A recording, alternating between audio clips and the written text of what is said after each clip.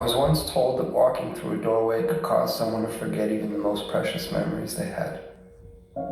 Memories of good, memories of bad, memories of love and of loss, all tucked away neatly, stored like the worn-out blankets that were kept to dress the rainy days and bad habits that happen from time to time. Or what it felt like to rest your head on a friend's shoulder that still carries with it the creases from where you last placed your heart. Just like that. Gone within a single step. That somehow 3 beams and an imaginary line drawn across some old aching floorboards were all that stood between you and the infinite silence of the very things that once colored your mind with sound. It's funny. You can make yourself believe almost anything if you think about it for long enough. Was that you?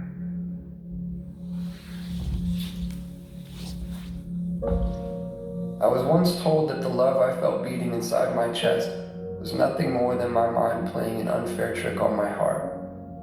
And like a pair of dice dancing along the uneven pavement, their fate, much like yours and mine, had already been decided.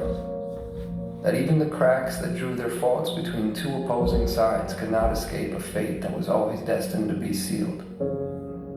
To think that someone could actually believe that the swelling tides of my heart were no more than an anxious highway of ins and outs anchoring my imagination to the castles I've been building in the sky. Well, maybe they are the crazy ones. Then again, I have been known to misplace my hope in the way things fall. And if I had to confess, there stands a greater chance that I've all but lost my mind in here.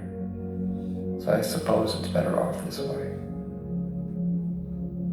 Because I've always believed that the odds of finding what you seek tend to favor those who are open to seeking them in the first place.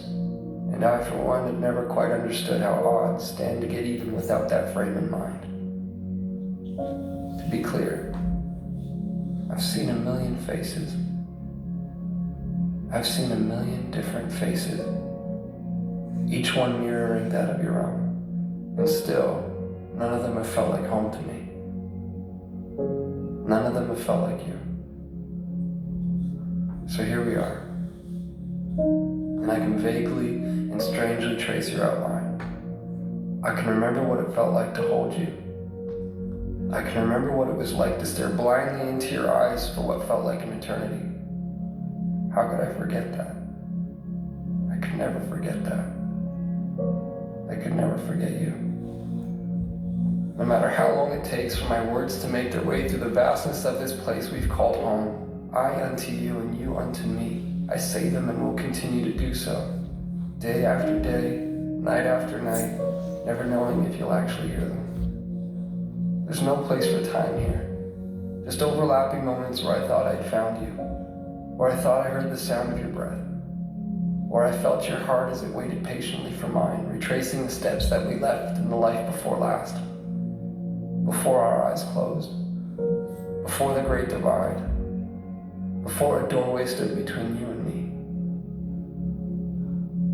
me. As it stands, I found myself in that doorway again, with both feet and your heart on my sleeve. But I can't bring myself to walk through this time. Not yet, at least. Not until I take one last look and see that it was you. That it was always you.